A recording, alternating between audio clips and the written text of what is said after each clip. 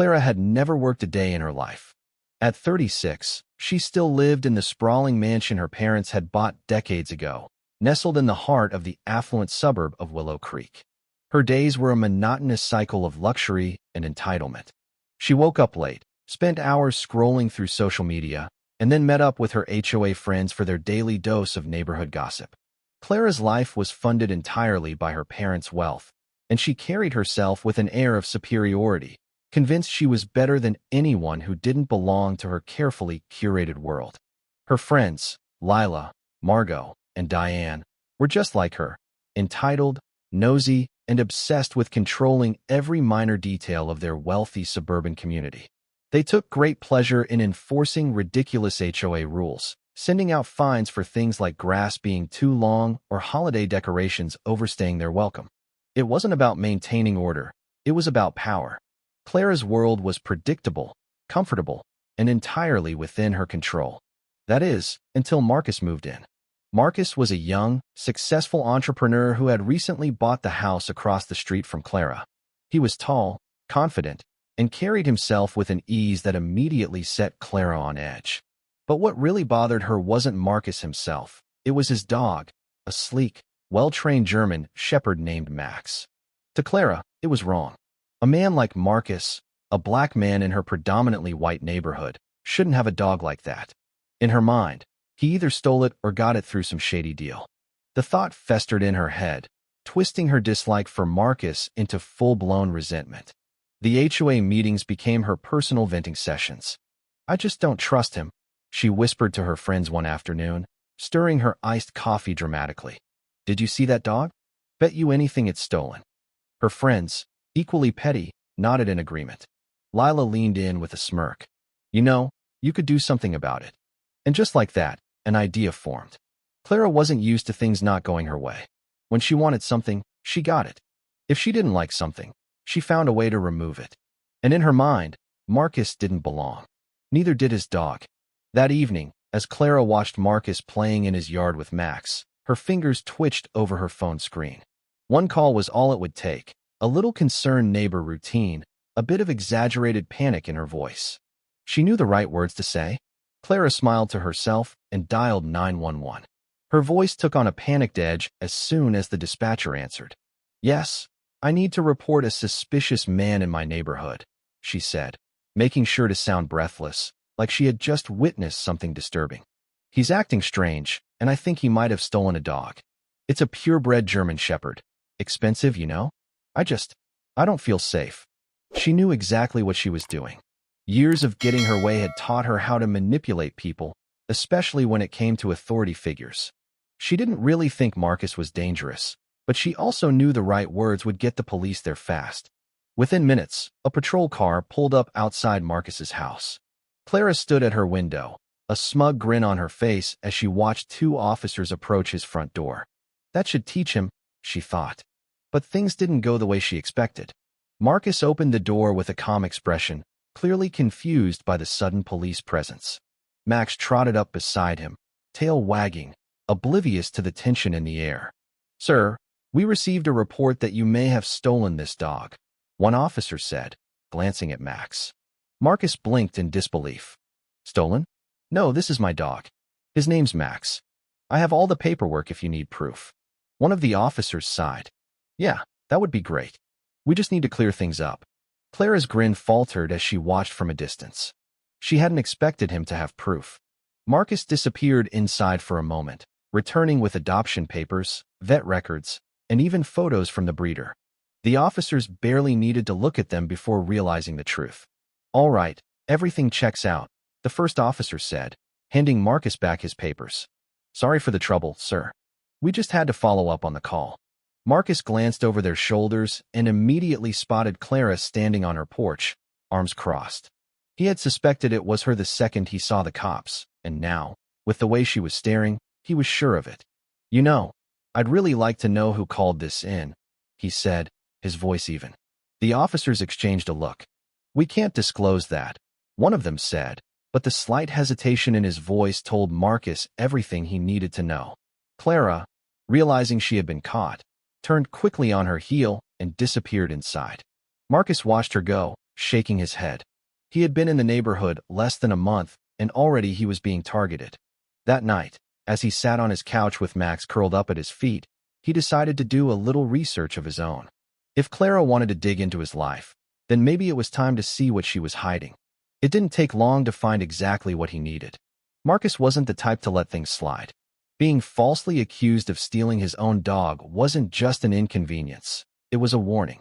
He had seen people like Clara before, the type who believed they owned the world, who thought they could control who did and didn't belong in their space. He had no doubt that if she had the chance, she'd try something like this again. So he decided to do a little digging. It didn't take much effort. A quick search of her name led him straight to her public Facebook profile. Clara wasn't exactly tech-savvy.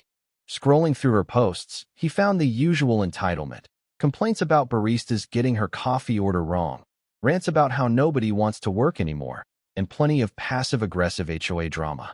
But as he dug deeper, things took a darker turn. Clara wasn't just an entitled busybody.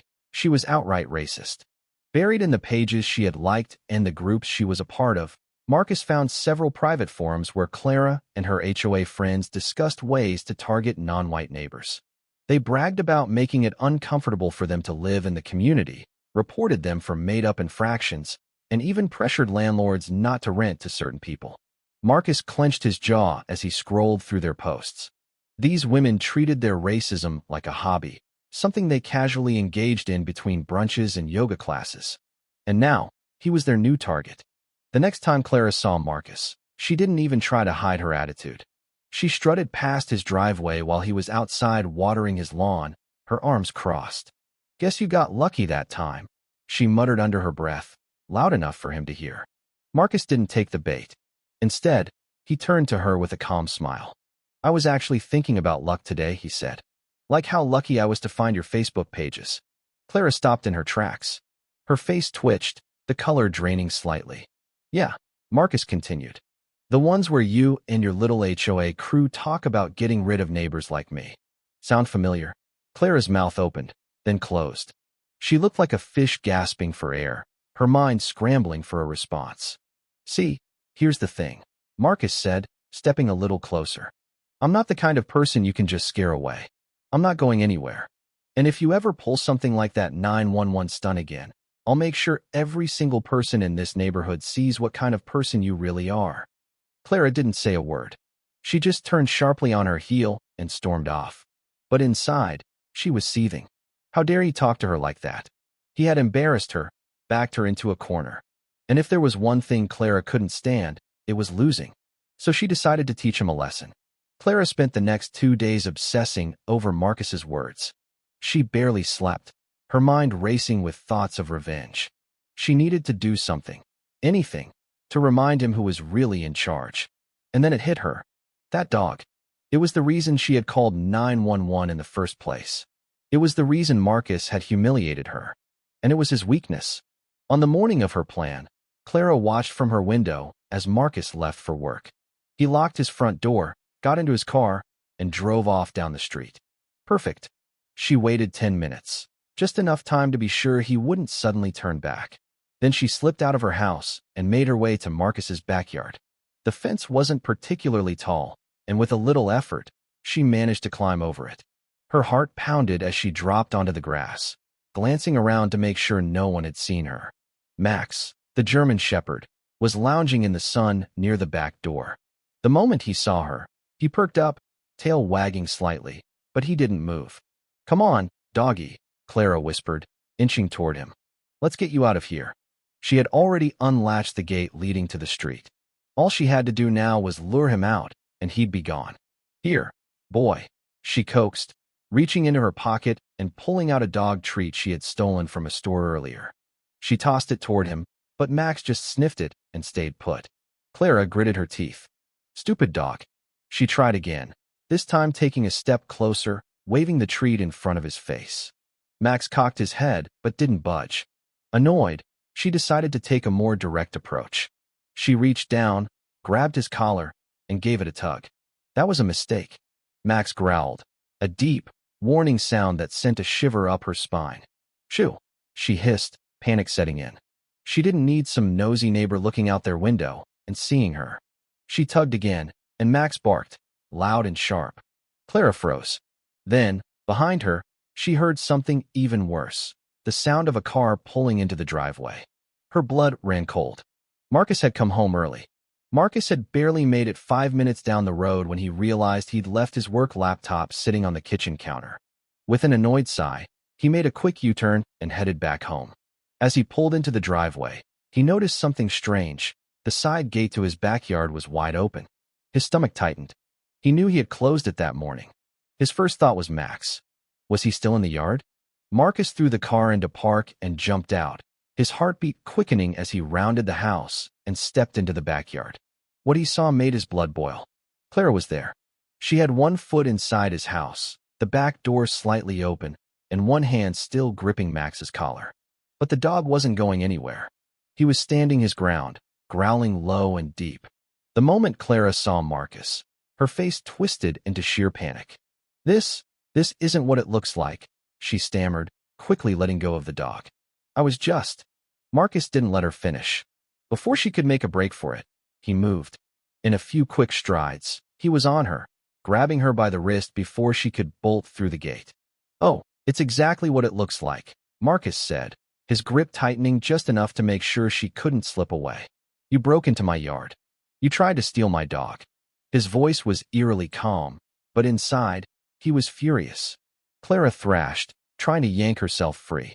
"Let go of me. You can't touch me," she shrieked. Marcus let out a dry laugh. "See, that's the thing, Clara. You're on my property, and I have every right to defend myself." She kept squirming, screaming for help as if someone would come to her rescue. But no one did. The houses nearby were silent.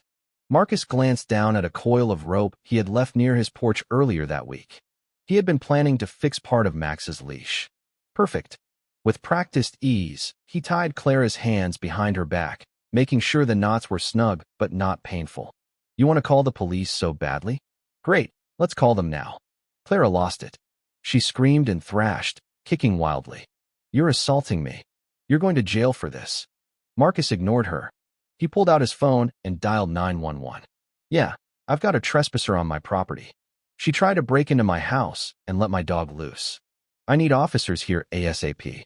Clara's face went pale as realization set in.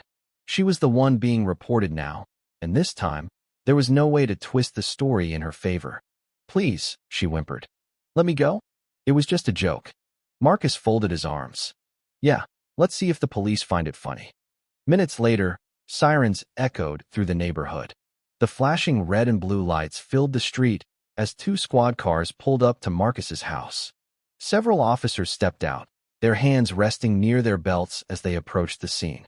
Marcus stood with his arms crossed, calm and collected.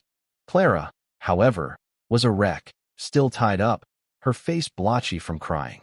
"He attacked me," she shrieked the second the officers got close. "This is illegal.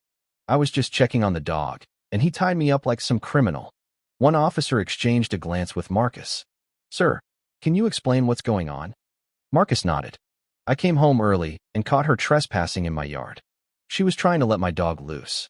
I restrained her and called you guys immediately." He gestured to his security camera near the back door. "And I've got the whole thing on video." That shut Clara up fast. The officers took one look at the camera, then back at Clara. "Ma'am, do you live here?" one of them asked. Clara swallowed hard. "No." "Did the homeowner give you permission to enter his yard?" She shook her head. One officer turned to another. "We've got breaking and entering, attempted theft, harassment." Clara lost it. "You don't understand. This isn't fair. He's a criminal." "He—" "No, ma'am." The officer cut her off. "You are the criminal." Marcus watched as they pulled Clara to her feet and slapped the cuffs on her wrists. "I'm going to sue you," she shrieked at Marcus. "I'll get a lawyer, and you'll be in jail." Marcus said coolly, "Good luck with that." The officers led Clara to the squad car, her protests turning into full-blown hysterics. "I can't go to jail. I can't go to jail," she wailed, tears streaming down her face. But the car door shut, muffling her cries as the officers secured her inside. Marcus let out a deep breath.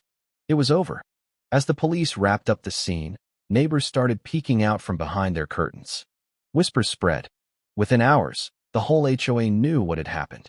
By the next morning, Clara's name was everywhere, on community Facebook pages, in text messages, in hushed conversations at the local coffee shop. The HOA, once her pride and joy, cut ties with her completely. They publicly distanced themselves, making it clear that Clara's actions didn't reflect their values. And just like that, her entire world crumbled. Marcus didn't care about revenge, but he couldn't deny the satisfaction of seeing Clara face the consequences for once in her life. As he sat on his porch, scratching behind Max's ears while sipping his morning coffee, he smiled. Finally, peace. Clara's arrest sent shockwaves through Willow Creek. The once untouchable queen bee of the HOA was now the subject of ridicule and scorn. Her fall from grace was swift and brutal. The community, which had once tolerated her antics out of fear or indifference, now turned against her with a vengeance. Social media was ablaze with posts about her arrest, and the local news even picked up the story, dubbing it the suburban scandal. Clara's parents, mortified by the public humiliation, cut her off financially. The mansion she had called home for so many years was put on the market, and Clara was forced to move into a small apartment on the outskirts of town. For the first time in her life, she had to fend for herself. She took a job as a receptionist at a local dental office, a far cry from the life of luxury she had always known. But Clara wasn't one to accept defeat quietly. She was determined to rebuild her life, no matter the cost. And she had a plan. Clara's first move was to reach out to her old HOA friends, Lila, Margot, and Diane. She knew they had distanced themselves from her publicly, but she also knew they were just as guilty as she was. They had been part of the private forums, the racist rants, and the schemes to drive out non-white neighbors. If she was going down, she was taking them with her. She arranged a secret meeting at a secluded cafe, far from the prying eyes of Willow Creek. When they arrived, the tension was palpable. Lila was the first to speak. "Clara, what the hell are you doing? You can't just show up like this. We're trying to move on." Clara smirked. "Move on? You think you can just wash your hands of me and pretend none of this happened? We're in this together, remember?" Margot crossed her arms. "What do you want, Clara?" "I want you to help me take down Marcus," Clara said, her voice cold and determined. "He humiliated me, and I'm not going to let him get away with it." Diane shook her head. "Clara, you're delusional. Marcus has the whole neighborhood on his side now. There's nothing we can do." Clara leaned in, her eyes narrowing. "There's always something we can do. And if you don't help me, I'll make sure everyone knows about the things we've done. The forums, the schemes, the lies. You think you can just walk away? Think again." The room fell silent. Lila, Margot, and Diane exchanged uneasy glances. They knew Clara was right. They were in too deep to back out now. Clara's plan was simple but sinister. She knew Marcus had security cameras, but she also knew he couldn't watch them 24/7. She and her friends would plant evidence to make it look like Marcus was involved in illegal activities, drugs, stolen goods, anything that would tarnish his reputation and get him arrested. They started small. Lila, who worked at a local pharmacy, stole a few prescription bottles and planted them in Marcus's trash. Margot, who had connections at the local pawn shop, arranged for a few stolen items to be found in Marcus's backyard. Diane, who was skilled with computers, created fake emails and messages to make it look like Marcus was involved in a larger criminal network. It was risky, but Clara was desperate. She knew if they could just get the police to investigate Marcus, they could turn the tables on him. One evening, as Marcus was walking Max around the neighborhood, he noticed a police car parked outside his house. His heart sank. He knew something was wrong. As he approached, an officer stepped out of the car. "Mr. Thompson, we need to ask you a few questions." Marcus nodded, trying to stay calm. "Of course. What's this about?" The officer hesitated. "We've received some tips that you might be involved in illegal activities. We'd like to search your property." Marcus's mind raced.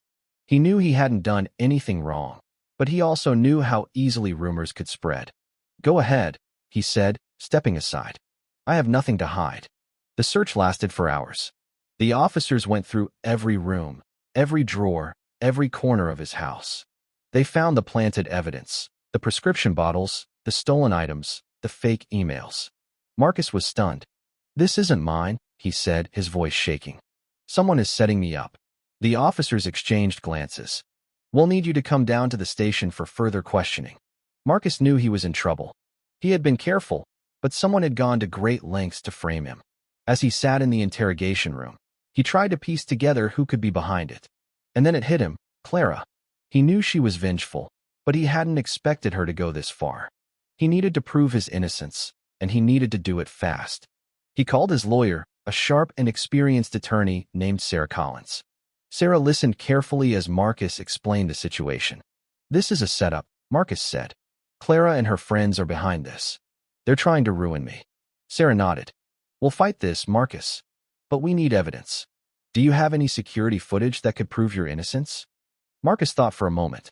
"Yes, my cameras. They record 24/7. If someone planted that stuff, it should be on tape." Sarah smiled. "Then let's get to work." The next few days were a whirlwind of activity. Sarah subpoenaed the security footage from Marcus's cameras, and they began to piece together the timeline. Sure enough, the footage showed Lila, Margot, and Diane sneaking around Marcus's property, planting the evidence.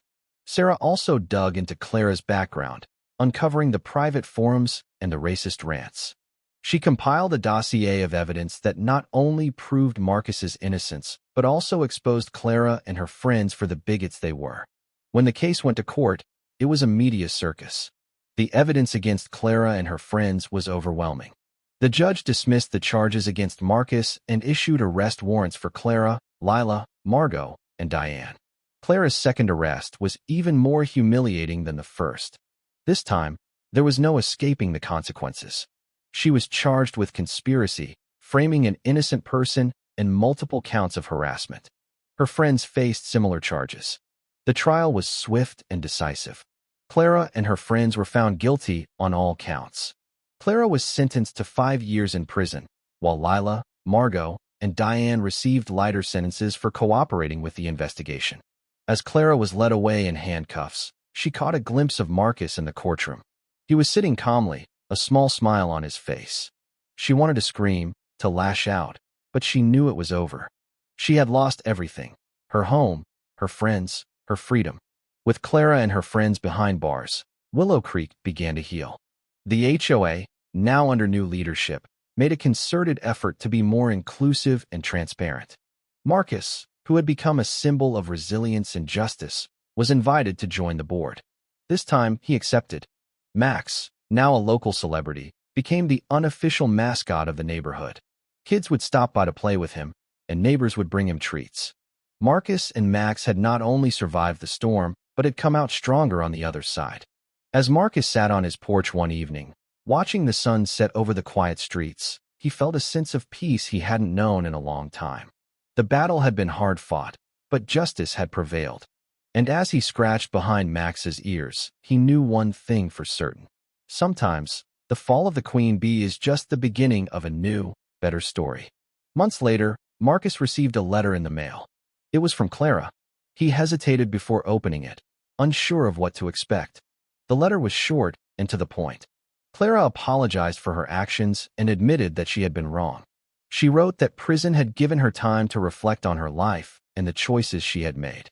She hoped that one day, she could make amends. Marcus folded the letter and put it away. He didn't know if he could ever forgive Clara, but he appreciated the gesture. It was a small step, but it was a step in the right direction.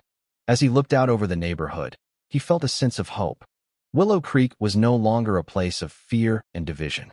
It was a community, united and strong.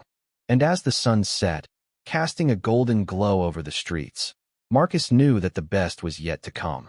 Thank you for taking the time to listen to today's story on Store of Good Stories. If this story touched your heart or made you think, don't forget to hit like and share the video to spread this positive message to more people. And if this is your first time here, make sure to subscribe and turn on the notification bell so you won't miss any of the meaningful stories we share every week. Your support is the biggest motivation for Store of Good Stories to keep bringing heartfelt and valuable stories to you. See you in the next video.